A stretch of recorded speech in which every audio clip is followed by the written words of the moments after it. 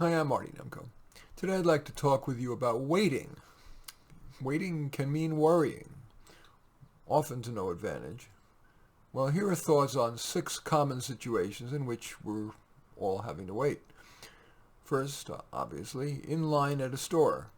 Are you feeling impatient? Well, might one or more of these help? Thinking of it as a welcome brief break? You want to people watch? You want to think about what you want to do after you leave? Do you want to use it as time to think about how to handle some issue? You want to listen to a podcast? You want to talk with the person in front or behind you? Another common time we have to wait is when we're waiting for our life to finally improve. Sometimes you've done what you reasonably can to improve your life, and it's wise to let time do its thing. More often, it helps to try something, maybe more of what you've already been doing, maybe something new. Well, what, if anything, should you do? Reach out to someone, up your skill, be kinder, more diligent, more responsible, stop or reduce your substance use, get a new outfit. Sometimes tweaking your outside can motivate your inside.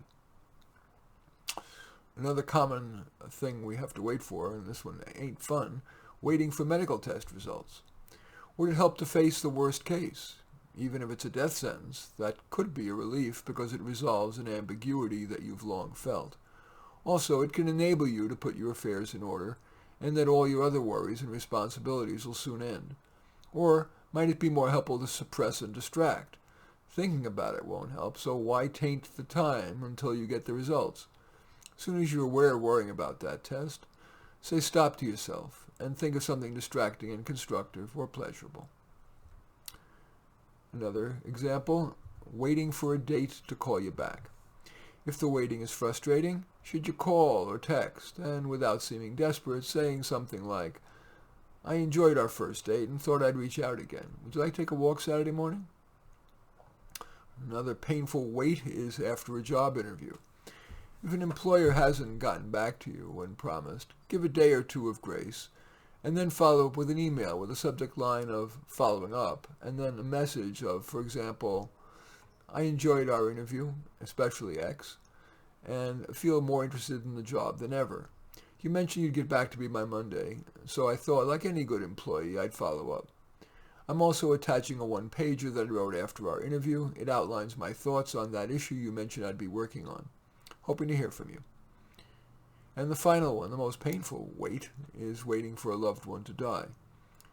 Many people are ambivalent as they see a loved one in their last stage.